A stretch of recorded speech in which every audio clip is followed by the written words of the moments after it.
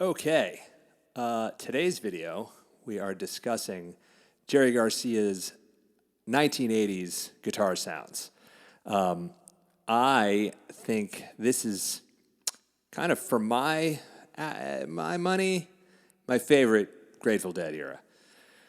So in real world time that I'm living in, I don't know when you're going to be watching this, but the Dead just put out the In and Out of the Garden box set, and I've been listening all week to the selections that are on Spotify, and as ever, it just sounds fantastic. I think personally for me, it's wonderful to live in a world where there's still Grateful Dead album releases that they fill me with joy still. It takes me back to being in high school when One from the Vault came out, and kind of a whole new world opening up to me at that point, because there was, I had access to some bootlegs, but to have a really high quality remastered version of sort of a quintessentially amazing show was fantastic. So at any rate, I've been spending a lot of time with the In and Out of the Garden material, and I thought that I would be able to kind of tie in three different things that we've talked about here before: the in the fingers action, some chord voicing discussion, and something that's really important to me anyway is pickup selection. If you find that useful, then stick around. So here we go. Sound is with my Vantage guitar here. I always forget the model number. It's a Vantage VS 695. It's a made in Japan guitar. I traded somebody for one of my very early 1x12 cabinets, and in return, plus I think a little cash was involved. But at any rate, I got sort of the husk of this guitar. It had tuning machines, and it had a swimming pool route. But important to me, it had this harmonica bridge, the kind of Irwin style stop piece, and then the three brass knobs. And so I sent it off to Jason Ferguson up in the Catskills, and he did the modification work on it. So there's three DiMarzio pickups in it. They are the Super Distortions, and they're coil tapped, and there's a Waldo buffer in it, and it's wired per the Garcia Tiger wiring, which is master volume, and then the first tone knob just controls the middle pickup, and then the back tone knob is the two outside ones. There's a onboard effects loop, dual jack. There's a brass scalloped nut, and it's for not a lot of money, it got me all the way to the show. The one thing it's missing is an ebony board, and we can talk about that later on. But this is my number one guitar, and it's what I use for all my Jerry Garcia needs, really. I mean, I have the Strats, and I have some other stuff. But for this era, which is really my quintessential, my favorite Grateful Dead time was the 1980s. That's when I first discovered the band. I came in at about age, I guess, 11 or 12, when the Touch of Grey video dropped, that MTV really played pretty aggressively, which, if you think back now, is pretty amazing. That's when I was introduced to the Grateful Dead. I should also credit my father, who had a well-worn copy of Skeletons in the Closet that we would play a lot on road trips. So that selection of songs got in my ears at a very early age. My dad was a long way from a Deadhead, but he did see some shows at the Spectrum here in Philly in the '80s, and so yeah, it was really through him that I was introduced to the music. So I'm always thankful for that. So anyway, the chord voicing thing is really, it's pretty straightforward. You're using your B minor shape. You're using your A shape. I'm barring it with my middle finger, and then I'm going down to the E because it allows me to rock back to that. Allows me to rock back to that A, and then when it goes up to the D, I play it in the C.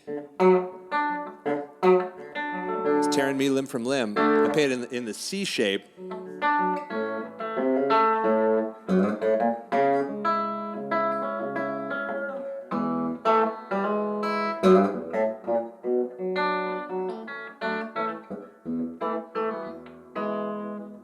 Anyway, so the other part of this is the pickup selection, and it's such a huge part of the sound that I, dogmatically would put on my guitar. I would put it in the middle position and just riff away.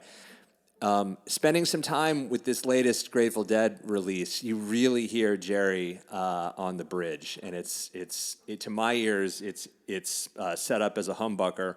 I roll a little bit of volume off, and I roll the tone back a little bit, and it gives you that really kind of warm, crunchy sound. Now, the other thing that's going on here is that there is some clipping happening. I think in the power amp phase, I don't have it blisteringly loud, but it's doing its magic, and it could be the speaker too that's breaking up a little bit. But there's a little something happening, a little touch sensitivity with that humbucker pickup.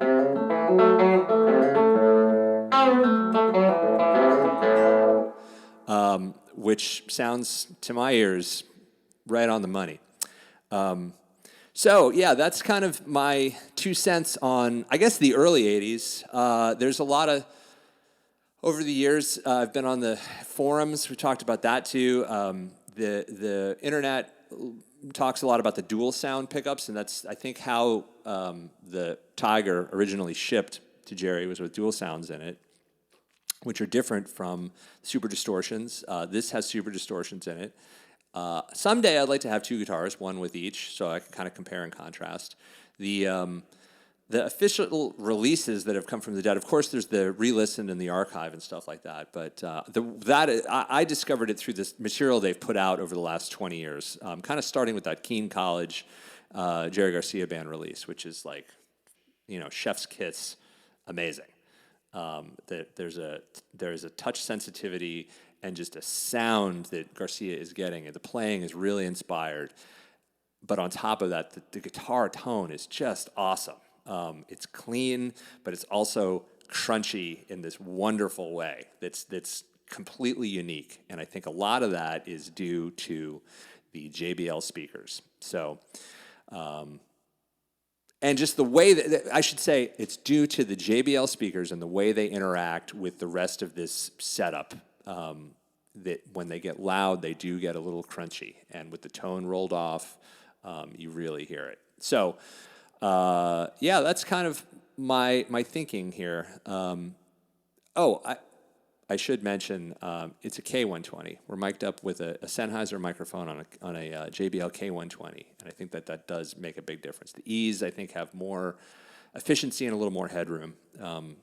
And the sound to me from that early '80s period is the K120. So with all that said, it's